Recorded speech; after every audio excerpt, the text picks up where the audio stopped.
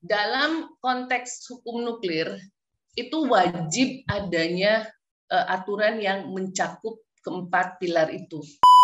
Kekurangan dari Undang-Undang 10 itu pertama adalah security-nya tidak ada.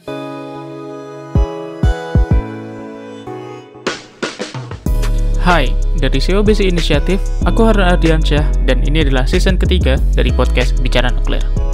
Di episode ini, kami ngobrol bersama Dr. Intan Suparna, dosen di Fakultas Hukum Universitas Airlangga yang memiliki research interest di bidang hukum nuklir.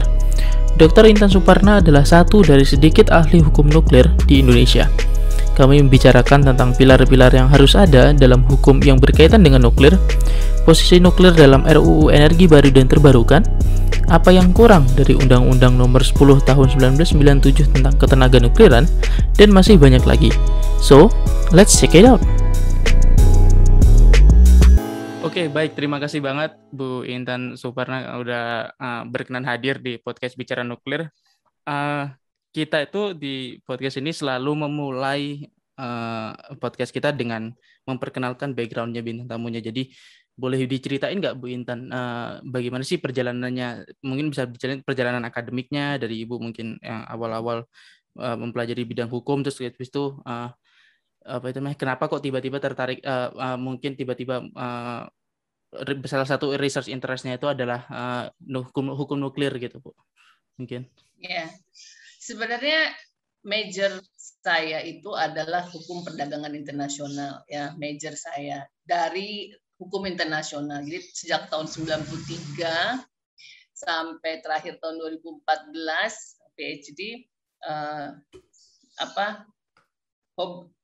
penelitian saya itu adalah tentang hukum perdagangan internasional.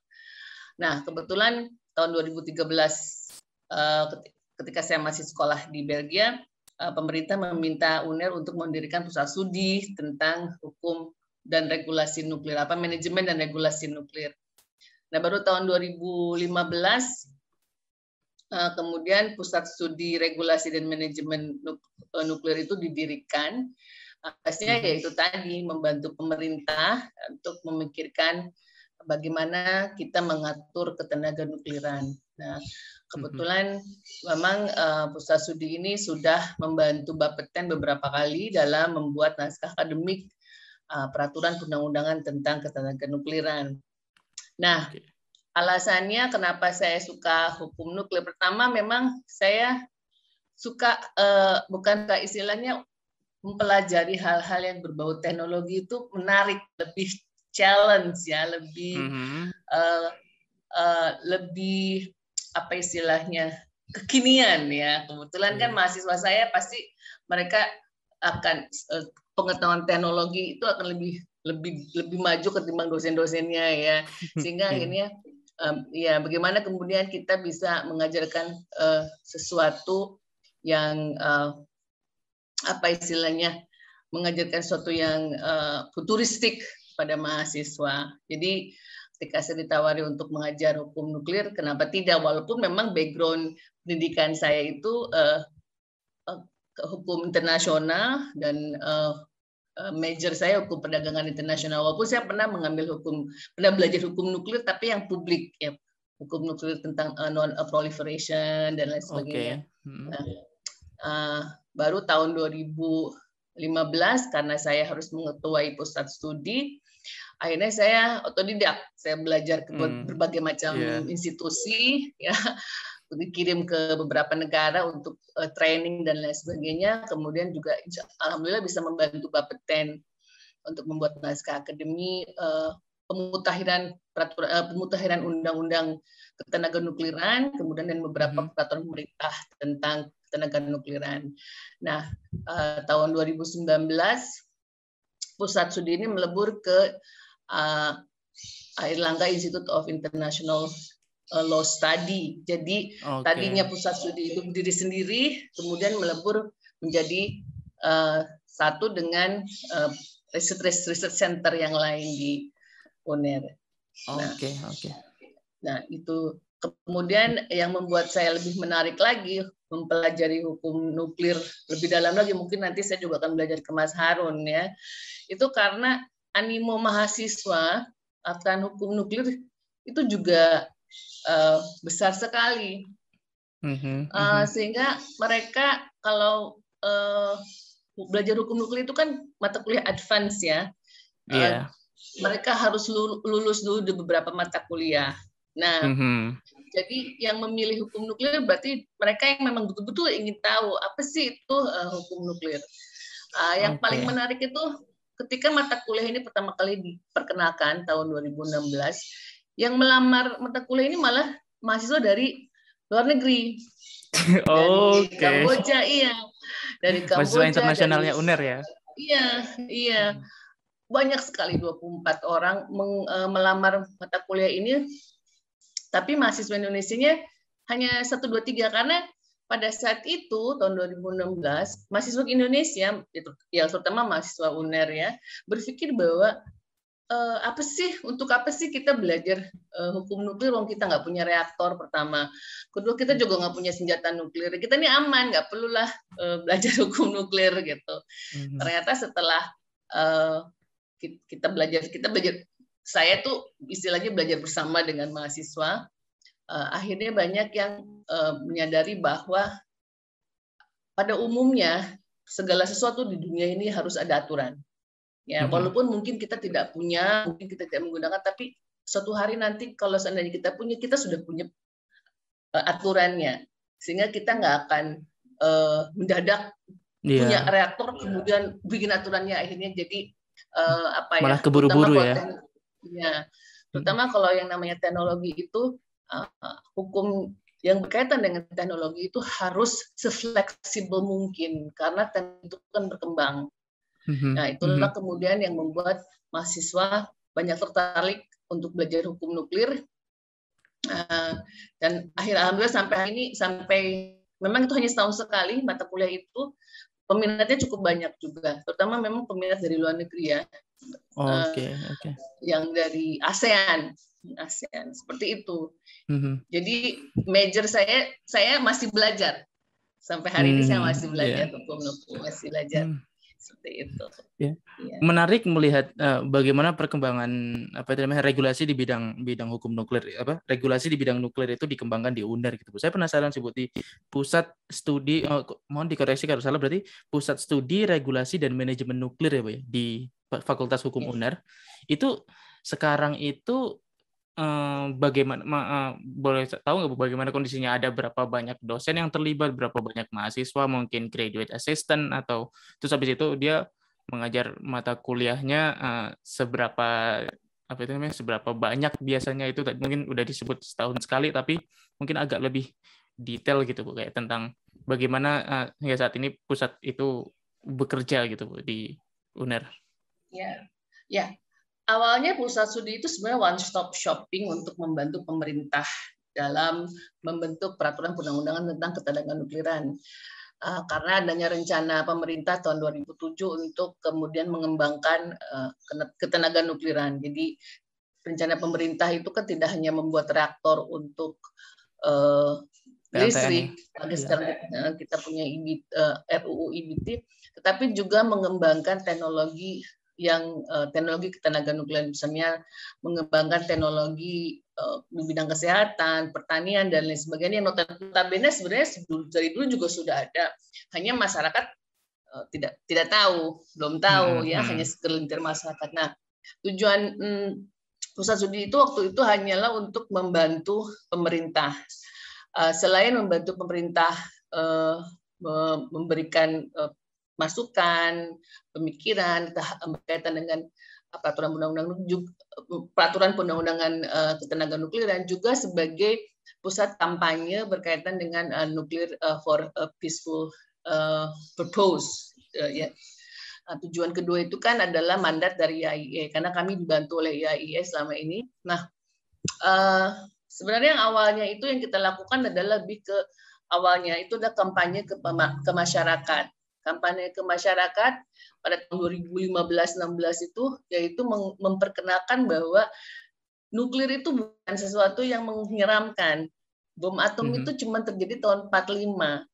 Sampai sekarang ini insya Allah tidak akan ada lah bom atom gitu ya. Jadi jangan takut ketika misalnya mau CT scan, aduh ada nuklirnya gitu ya, atau misalnya mau di ronsen, aduh ada radiasi. Nah, pada saat itu tugas pusat studi kita cuman kampanye ke masyarakat dengan pengabdian masyarakat, memberikan penyuluhan dan lain sebagainya. Sekalian juga bukan menyekolahkan, itu mengirimkan beberapa dosen untuk training berkaitan dengan hukum nuklir yang biasanya diadakan oleh IAIA. Nah, selain itu juga kita membuka mata kuliah hukum nuklir.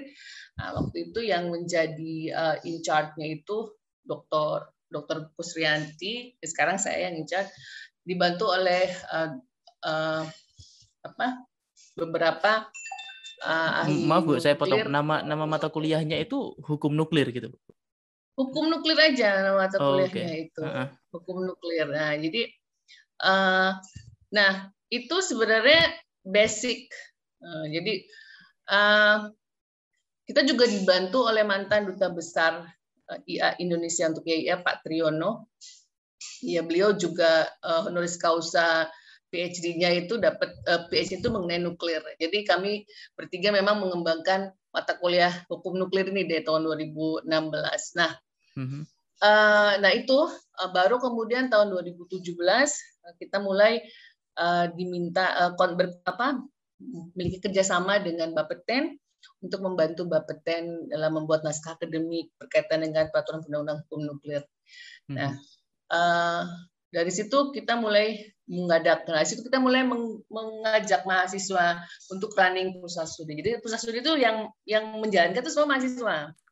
Jadi mahasiswa bikin perlombaan tentang tulisan tentang nuklir lah, bikin seminar, bikin apa. Jadi kita sebagai dosen kita hanya memberikan materi, kemudian mendorong mereka untuk mengembangkan potensi mereka yang memang mereka tertarik pada hukum nuklir. Itu terakhir tahun 2018 mereka membuat pertandingan karya tulis ilmiah tentang ketenaga nukliran dan bagus sekali idenya.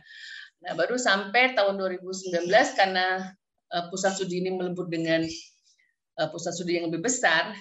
Jadi tugas kami sekarang ini hanya membuat penelitian atau penyuluhan atau kampanye tentang pemutakhiran Undang-Undang Ketenaga Nukliran tahun 97.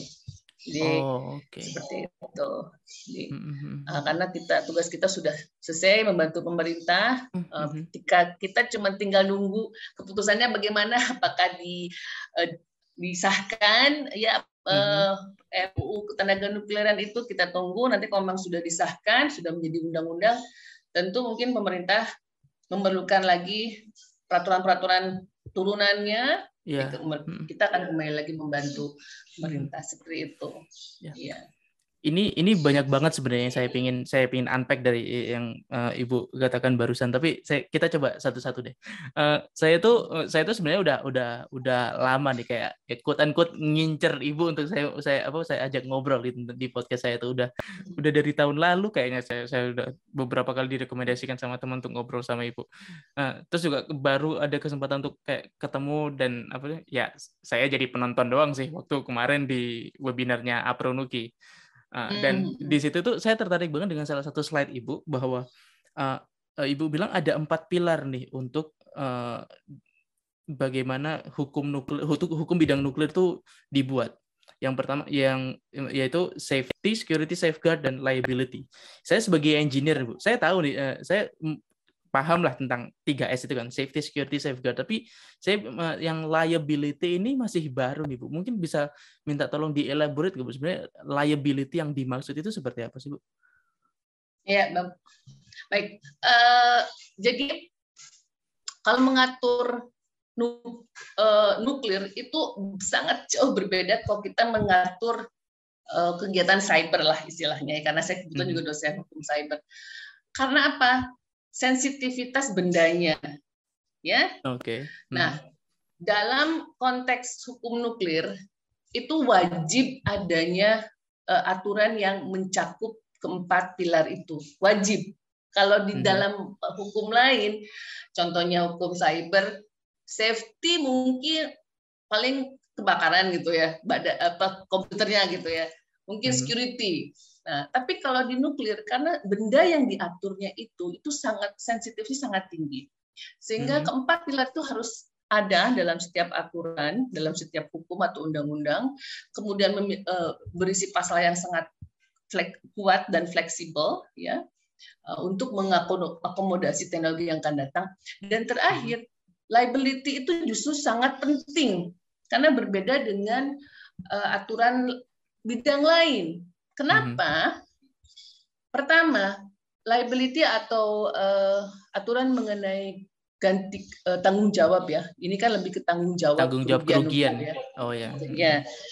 Itu harus ada di setiap peraturan, di setiap undang-undang tentang ketenaga nukliran.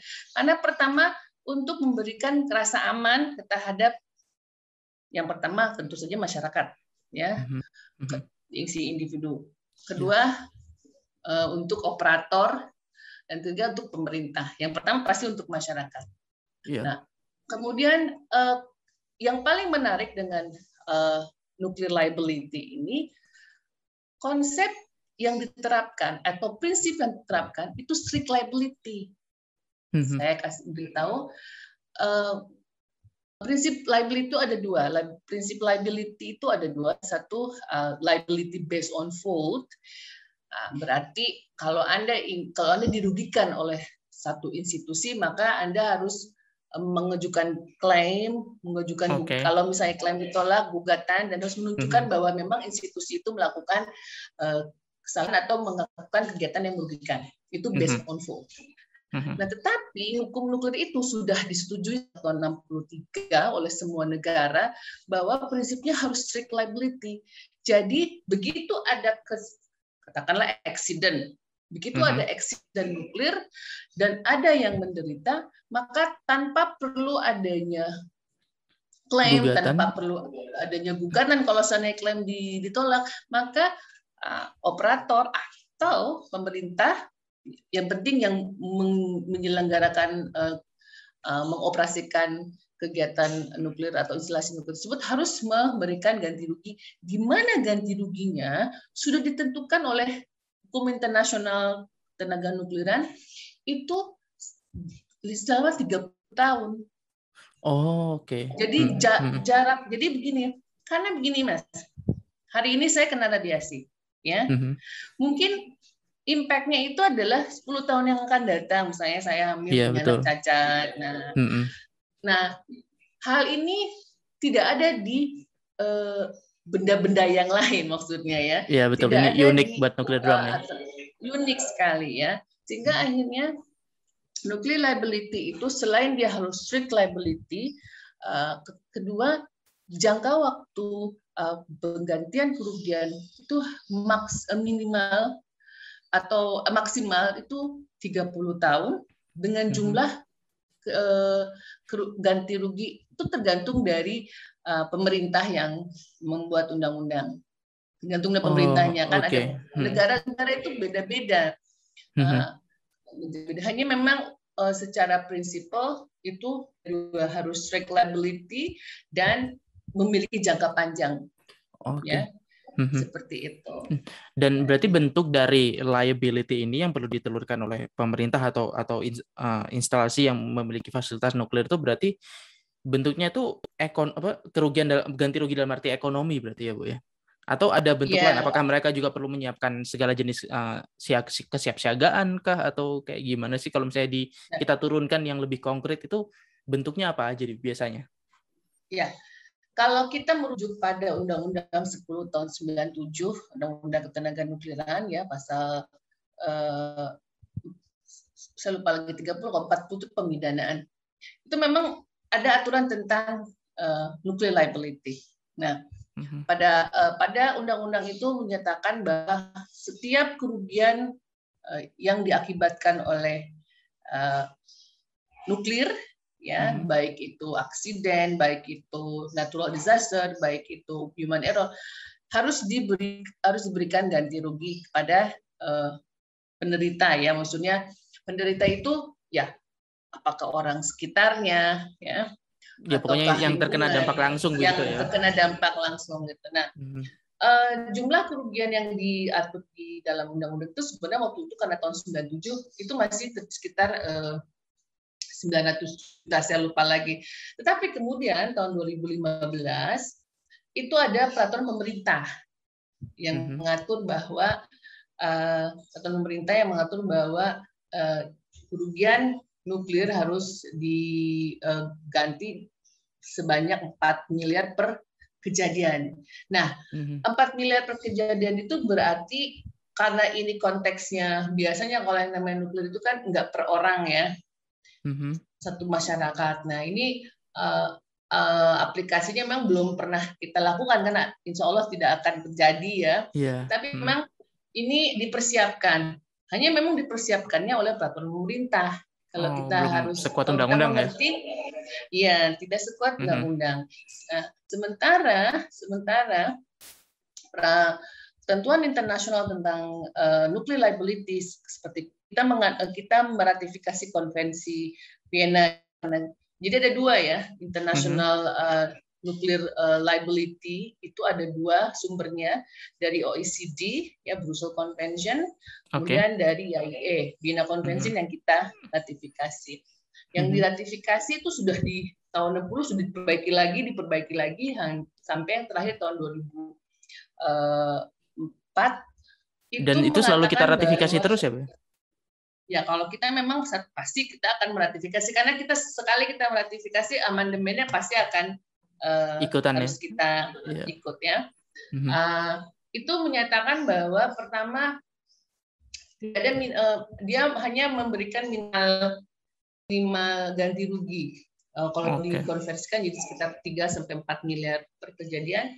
Kemudian yang diganti itu tidak cuma memberikan finansial. Nah, ini yang bagus yang dari sumber hukum ketenagaan nuklir, tetapi juga seperti renovasi lingkungan.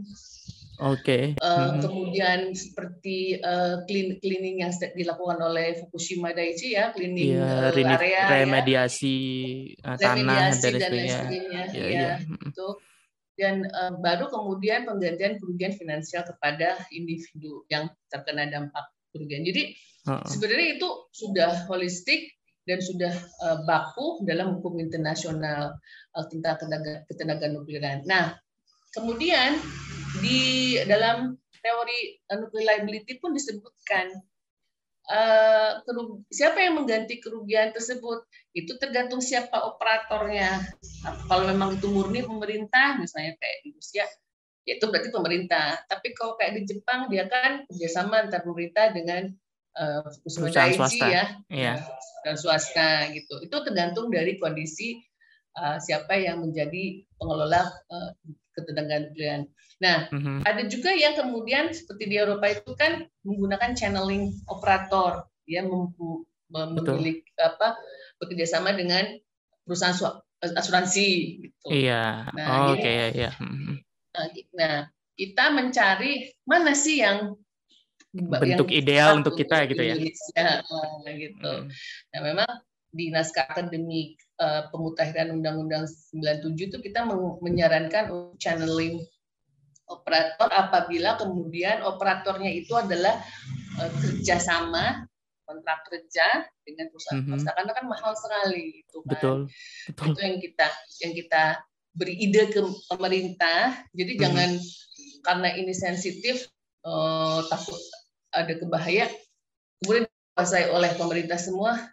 Pertanyaannya duitnya dari mana gitu kan. Jadi kalau operatornya itu operator itu kerjasama bentuk bukan untuk joint venture ya. Kalau joint venture kan nanti sahamnya berapa yang kontrak kerja, kontrak karya seperti dengan Freeport ya. Jadi kita hanya memberikan lahan untuk mengelola. Selain juga kita yang menguasai, kita yang mengatur, kita yang mengawasi. Kemudian nanti perusahaan swasta yang akan mengelola di bawah pengawasan baik itu Batan atau Bapeten misalnya. Tentu Bapeten tentu akan terlibat pasti ya. Iya pasti. Dan untuk nuclear liability-nya kita bisa channeling operator kan dengan 10 atau 15 perusahaan asuransi internasional mungkin sudah bisa gitu. Lagi pula kejadian nuklir itu kan akan sangat jarang sekali, insya Allah. Insya Allah ya. Begitu. Ya. Ya. Oke, baik, itu menarik banget, Bu. Saya mau switch gears dulu nih. Ini tadi sudah disebutkan, Ibu sempat sebutkan beberapa kali sih bahwa sekarang itu sedang digodok RUU yang akan mengupdate gitu ya, memperbarui UU 10 nomor 97 UU tentang ketenaga nukliran gitu kan. Saya juga sempat lihat itu di presentasinya yang Ibu berikan di webinarnya Apronuki, dan itu kalau boleh diintisarikan gitu Bu, apa sih sebenarnya yang hal fundamental yang belum diatur gitu, selain mungkin yang tadi ya tentang nuclear liability itu oke, itu memang belum dibahas, tidak udah di peraturan presiden tapi belum sekuat undang-undang, jadi perlu diangkat di undang-undang. Tapi selain itu apakah ada lagi Bu topik-topik yang secara fundamental seharusnya masuk gitu dengan update yang ada sekarang gitu, update teknologi yang sekarang gitu?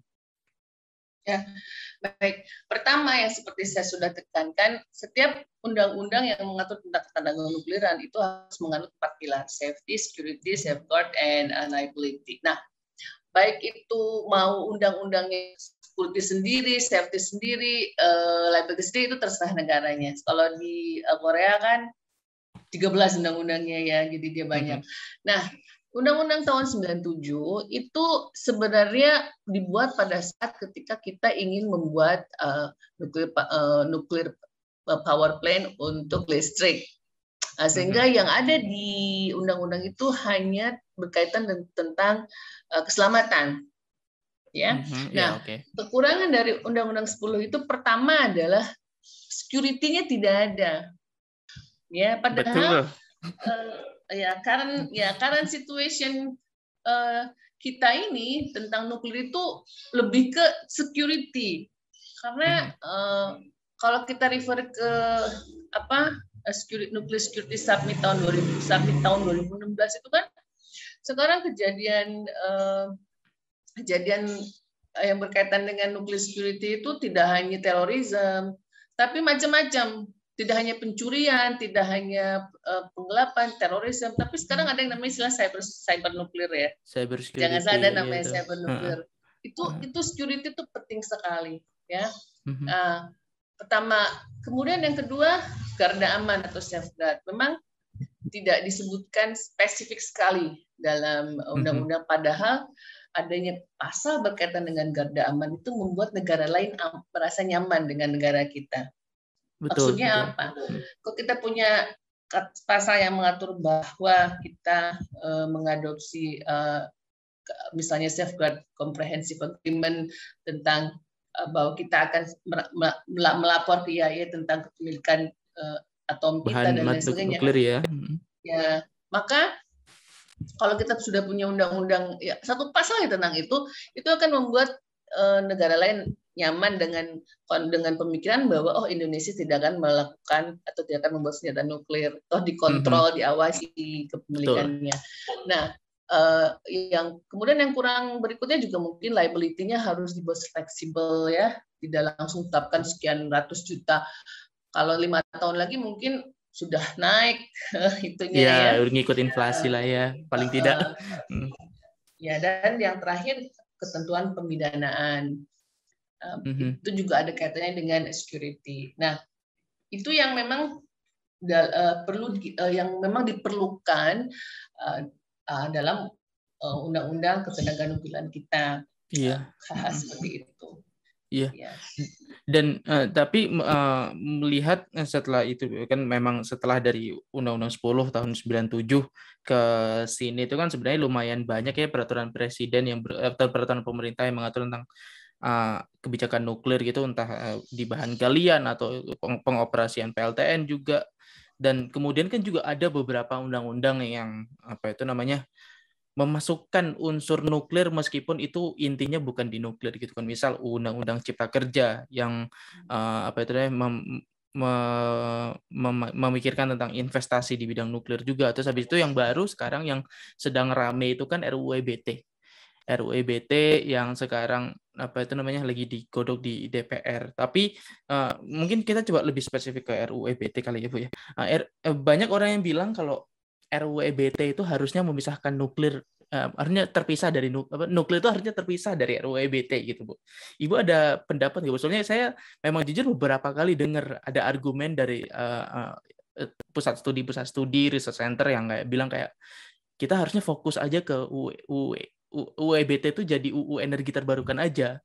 Nuklir kan punya UU-nya sendiri udahan, energi terbarukan itu belum. Itu ada pendapat nggak, Bu?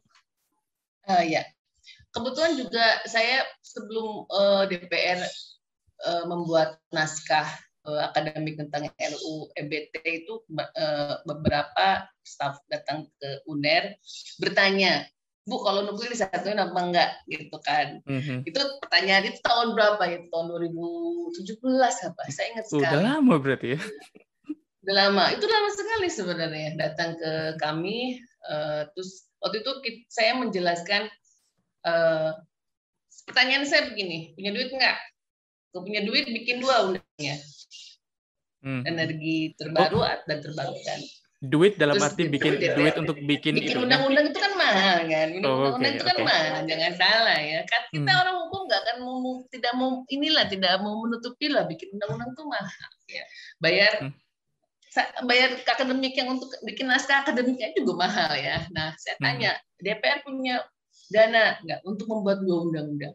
Undang-undang energi terbarukan atau undang-undang energi baru?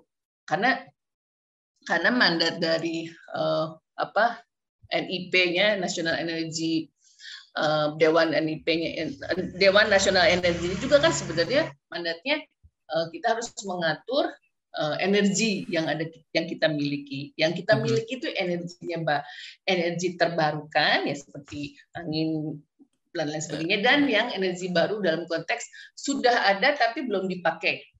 Nah, kalau memang tidak, terus kemudian pertanyaan saya, mau dijadikan undang-undang apa? Apakah undang-undang payung, undang-undang sport? Jadi begini, kalau kita bicara soal undang-undang, itu ada undang-undang payung. Ini undang-undangnya besar, misalnya undang-undang kayak Omnibus Law kemarin tuh ya. Ya, pokoknya undang-undang payungnya, nanti ada undang-undang lain yang kecil-kecilnya, gitu, yang mendukung, yang jadi support. Atau undang-undang yang memang mensupport undang-undang lain. Misalnya Minerba itu kan sebenarnya mensupport undang-undang nuklir. Undang-undang Minerba itu kan mensupport undang-undang nuklir dengan mengatakan bahwa bahan galian radioaktif itu diatur oleh undang-undang nuklir. Itu ya. Betul. Ya, nah pertanyaannya itu kemudian jawabannya kita membuat undang-undang yang payung, karena nanti mungkin akan ada yang ada kaitannya dengan pengolahan energi angin dan geotermal dan segala macam, dan juga nuklir. Kalau begitu ya silakan. Nuklir disebutkan sebagai salah satu undang-undang baru untuk mengakui bahwa kita mengakui nuklir sebagai sumber energi. Jadi begini, undang-undang EBT itu adalah semacam gerbang. Di gerbang itu rumah ini isinya energi listrik yang datang dari nuklir, datang dari ini. Gitu. Iya, kayak ada kamarnya sendiri-sendiri lah ya. Nanti ketika kita ingin tahu gimana sih caranya membuat power plant, barulah kita menuju ke undang-undang nuklir. Jadi kenapa banyak yang harusnya undang-undang sendiri gini? Satu, hierarki undang-undang yang bagus adalah ketika undang-undang itu saling mendukung. Ketika kita punya undang-undang EBD, energi baru dan terbarukan, di situ menyebutkan kalau masyarakat kita punya energinya baru dan terbarukan, ini undang-undangnya. Nuklir adalah salah satu energi baru. Nah, diatur di situ energi baru dari nuklir itu berasal dari uranium, bla bla bla bla dan lain sebagainya. Paling 1-2 pasal selesai. Nanti tekniknya 4 pilarnya baru kita melihat undang-undang nuklir. Di EBT hanya menyebutkan bahwa kita mengakui bahwa nuklir itu adalah sumber energi yang akan kita gunakan. Jadi makanya hanya mungkin sekitar 4-5 pasal gitu ya di sana ya. Ya, jadi jangan teknisnya. Kenapa? Kalau menurut saya setuju seperti itu. Pertama, kekuatan hukumnya akan lebih kuat ketika kemudian undang-undang nuklir katakanlah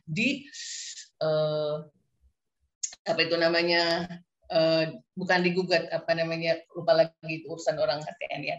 Misalnya ada kesalahan dalam undang-undang nuklir, kemudian masyarakat tidak setuju dengan ini, dan kita punya channeling yang kuat. Oh, nuklir itu misalnya contohnya, kita punya undang-undang nuklir, terus kita buat buat NPP, terus masyarakat demo nggak mau gini gitu, nuklir bahaya gitu.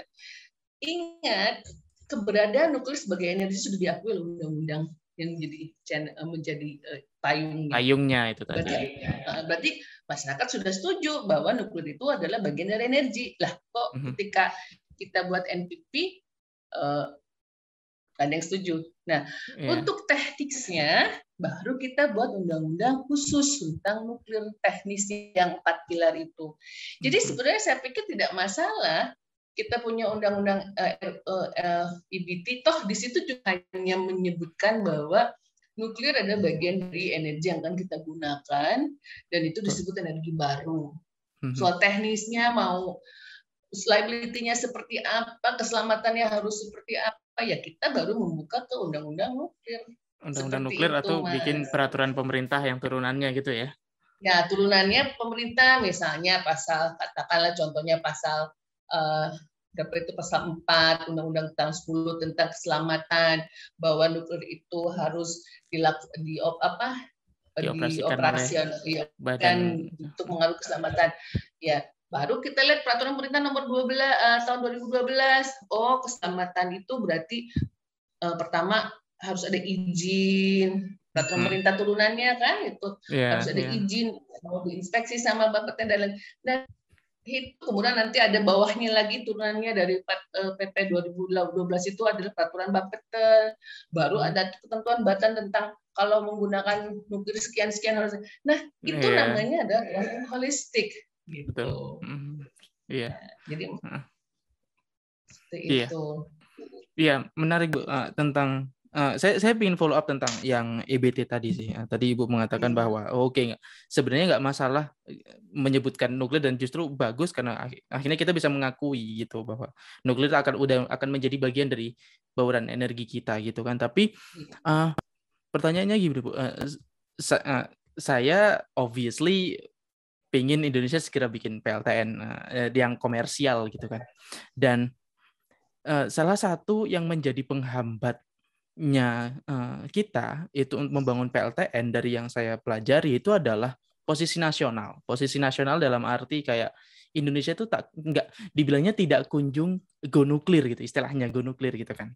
Tapi di sisi lain saya itu juga bingung gitu loh. Sebenarnya apa konkretnya go nuklir itu apa gitu loh. Apakah cukup dengan pernyataan presiden bilang kayak di satu forum konferensi pers bilang kayak ayo Indonesia kita go nuklir, apakah cukup itu? Meskipun saya ragu, masa kayak konferensi pers doang mah ya bisa berubah gitu loh. Itu kan bukan menjadi satu peraturan yang mengikat gitu. Berarti Ibu ada pandangan nggak tentang go nuklir ini sebenarnya konkretnya itu seperti apa sih Bu? Apakah dengan mengikutkan nuklir di EBT itu cukup atau perlu yang lebih detail lagi atau seperti apa Bu? Saya pernah punya pengalaman ngobrol dengan Pak Jonas dulu, itu beliau Menteri energi dan Ignatius Pak Jonan. Beliau kebetulan ketemu saya karena beliau alumninya UNER, ketemu di acara yang alumni, saya santai-santai gitu. Saya tanya, Pak, mau gimana Pak, nuklir mau dipakai energi nggak? Pak Jonan bilang, aduh, duitnya dulu, cari duitnya dulu karena tidak murah gitu, pada intinya tidak murah. Nah, tapi juga memang kita sudah berarti setuju itu, berarti maksudnya Pak Jonan itu seperti gini, kita ingin mempunyai satu apa istilahnya, kalau kayak dalam konteks ada bagan, kita punya kita punya batu bara, kita punya fosil, kita punya geothermal, kita punya nuklir gitu. Nah, pemerintah dalam hal ini saya lihat memang belum ada kepastian kita mau pakai yang mana. Nah, ketika saya ke Bappenas, pertanyaan saya waktu itu penelitian di sana, pertanyaannya apakah negara mau memiliki rencana untuk membuat nuklir? Iya, tapi sepertinya departemen-departemen itu lebih ke mendahulukan dulu yang lain, baru nuklir itu adalah last resort gitu. Itu kan berarti salah satu di 2014 kan ya, salah satu PP di 2014 kan juga bilang nuklir adalah opsi terakhir itu kan ya? Ya, opsi terakhir itu juga Pak Jonan juga bilang seperti itu. Nuklir itu kemungkinan akan menjadi opsi terakhir waktu itu. Nah, kalau mau dibilang apakah dengan konferensi persnya presiden itu kemudian menjadikan kekuatan hukum, ya saya orang hukum saya mengatakan tidak ya. Iya. Kalau bilang go nuklir maksudnya di sini adalah presiden melakukan kampanye kepada masyarakat bahwa don't be afraid if we have a nuclear, atau jangan takut apabila kita punya PLTN menggunakan nuklir pada masa yang akan datang. Ya. Itu adalah satu kampanye sebenarnya. Termasuk saya juga mengajar hukum nuklir, itu kan sebenarnya sedang kampanye atau sedang mempersiapkan lawyer-lawyer yang mengerti tentang nuklir. Nah, berarti konteksnya di sini adalah secara sosial kita sudah menyiapkan moral, kan psikologis kita sudah disiapkan untuk bisa menerima suatu saat nanti ada PLTN. Nah, secara hukumnya kita pun lagi mempersiapkan. Kalau saya lihat pemerintah, saya sendiri tidak tahu, tapi saya nggak mau suuzon sama pemerintah, jadi saya positive thinking aja sama pemerintah. Pemerintah punya RUU EBT. Pemikiran saya adalah pemerintah ingin menekankan, memastikan bahwa kita punya nuklir sebagai energi, salah satu energi. Kemudian, sedang menggodok RUU nuklir. Nah, saya tidak tahu kenapa sampai saat ini belum disahkan, tetapi yang pasti sudah ada usaha dari pemerintah untuk memutahirkan UU 10 ya, 97. Iya, Undang-Undang 1097. Nah, kenapa yang diutamakan itu adalah peraturannya dulu? Karena ini yang sensitivitasnya tinggi. Jangan sampai dibikin undang-undang nggak ada. Nah, kemudian dari perspektif ekonominya pun sedang dilakukan MOU seperti kemarin MOU dengan Torkon, kan kita punya banyak thorium ya, untuk betul. bikin semua BWN reaktor ya. Terus kemudian sudah melakukan yang pemetaan untuk tapak-tapak instalasi seperti di dan lain sebagainya, itu kan sisi perspektif ekonominya. Jadi konsep go nuklirnya presiden itu sebenarnya kalau saya lihat ya dari tahun 2015 sedikit-sedikit sedang diusahakan. Awalnya kan tahun 2017 survei dulu, mau nggak masyarakat kan kita juga nggak bisa ujuk-ujuk bikin nuklir nggak pada undang-undangnya, bikin undang-undang nggak ada nuklirnya. Jadi saya lihat pemerintah ini step by step. By step. Kalau saya orang hukum, saya lihat juga untuk urusan nuklir ini karena ini sensitif, kita nggak jebret gitu kayak di Arab gitu kan. Kita step by step. Nah geraknya hati-hati gitu ya kalau boleh dibilang ya. Hati-hati. Ya, ini sensitif sekali. Kita kan selama ini banyak media massa mengatakan 70.000 ton uranium. Oke, we are proud of it, but we have to be careful. Banyak sekali nanti kemudian investor asing yang ingin menggali. Nah, perlu ada ketentuan bahwa kebetulan sampai saat ini kan Undang-Undang 10 mengatakan bahan galian nuklir itu adalah di bawah kekuasaan pemerintah, jadi nggak bisa digali juga. Nah, seperti itu. Jadi kita berpikir positif saja kepada untuk usaha pemerintah dibantu oleh para akademisi ya, gitu, para pemikir ya, yang kuliah di luar negeri itu kalau bisa baliklah, ayo bantuin mikir lah. Menarik sih Bu. Betul. Iya, menarik sih Bu. Tapi saya jujur masih agak kurang puas sih Bu. Mungkin saya coba organize pertanyaan saya gini. Oke, mungkin kita husnuzon lah bahwa pemerintah itu memang step by step gitu kan. Tapi melihat urgensi sekarang gitu kan, kayak ada IPCC, ada laporan dari IPCC tentang climate change, terus habis itu kayak apa itu desakan dari negara apa itu namanya negara-negara di sekitar kita yang bilang kayak polusi udaranya kita itu terlalu tinggi gitu kan, tentang climate change gitu kan. Apakah itu belum bisa menjadi dasar untuk kayak kita harus go nuklir, caranya dengan memasukkan itu ke undang-undang gitu, biar sekalian langsung kuat, ada payung hukumnya, nanti turunannya gimana bisa langsung turun gitu. Menurut Ibu gimana, Bu? Maksudnya undang-undang maksudnya kayak istilah go nuklir itu dibikin gimana caranya supaya bisa masuk ke undang-undang gitu. Gimana menurut Ibu? Oke. Nah, go nuklir ini kan sebenarnya konteksnya kampanye ya. Go nuklir ini saya yakin tidak hanya berfokus kepada energi. Ingat bahwa ketegangan nuklir itu tidak hanya untuk energi, untuk semua ya, untuk kesehatan, radiasi, untuk industri, untuk semua ya. Sebenarnya nuklir itu nggak hanya untuk energi ya.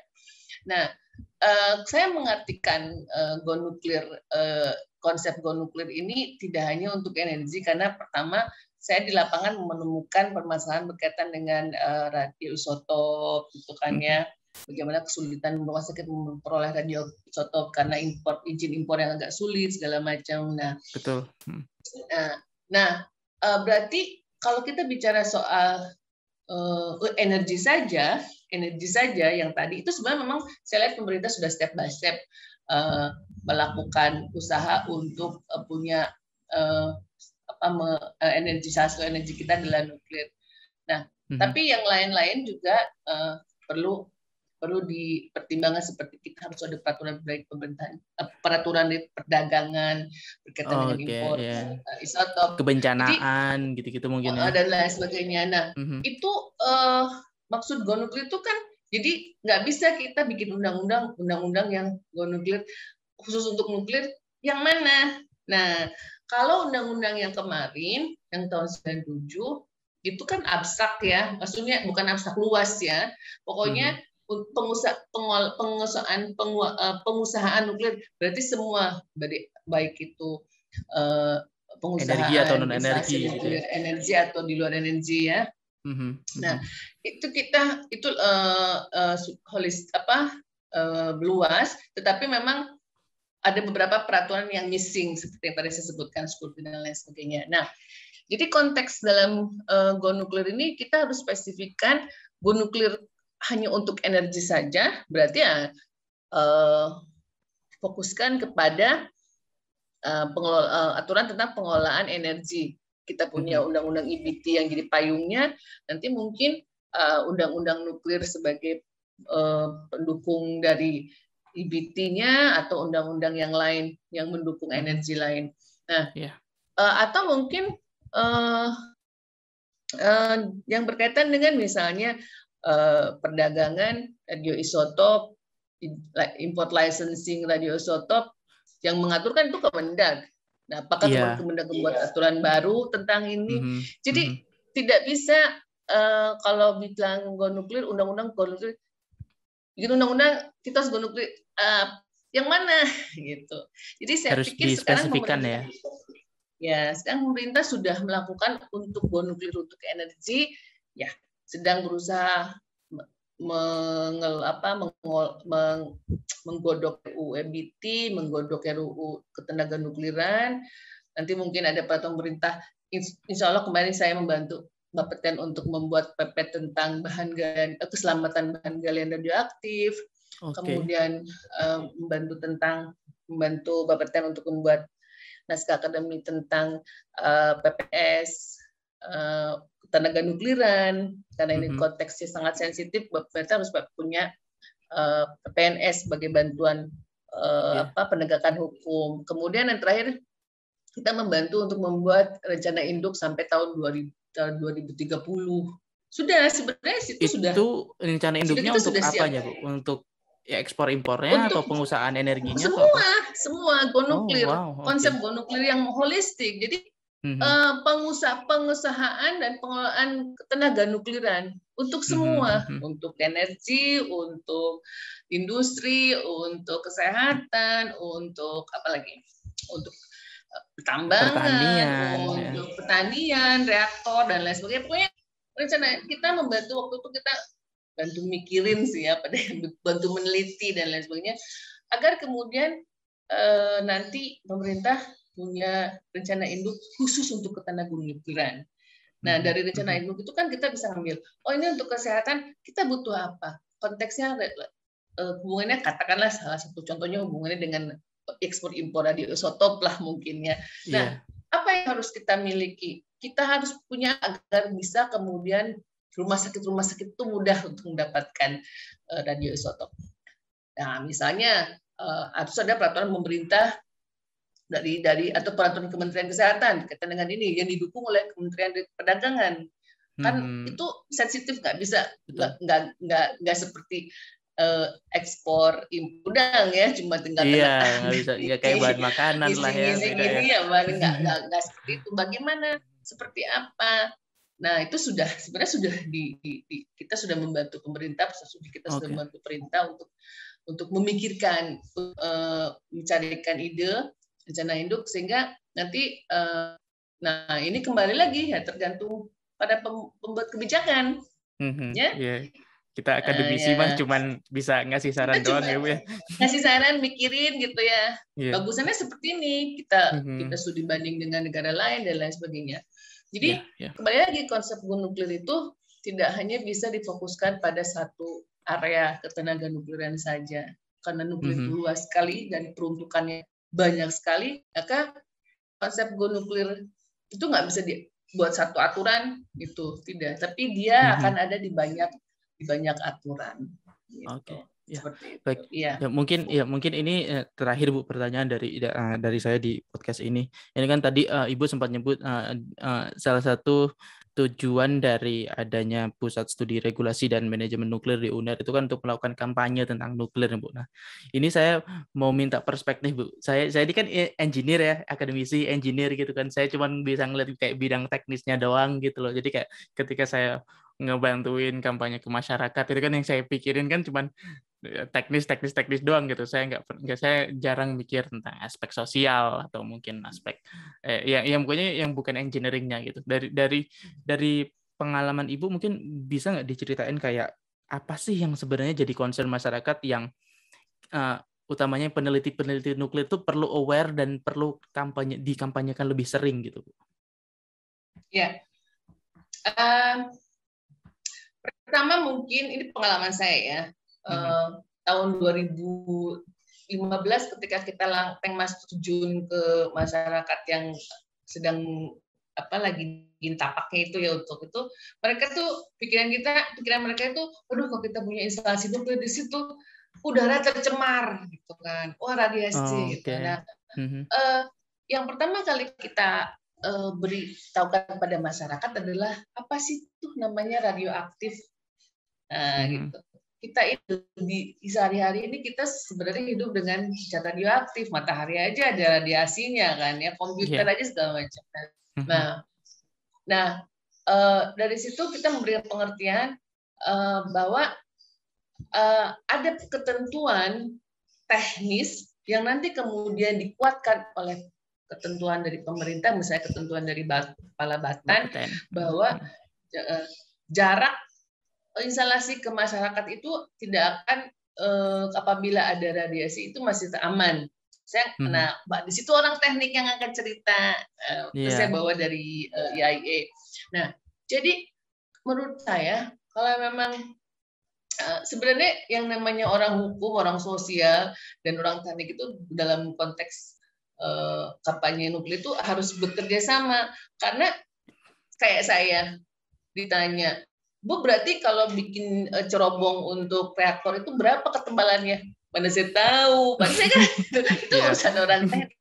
Tapi kemudian ketika orang teknik kampanye, misalnya katakanlah kampanye NPP ya, untuk power plant, bisa menjelaskan secara sederhana. Contohnya waktu itu Mbak Peten kampanye ke saya, yang menjelaskan saya itu sederhana banget gitu.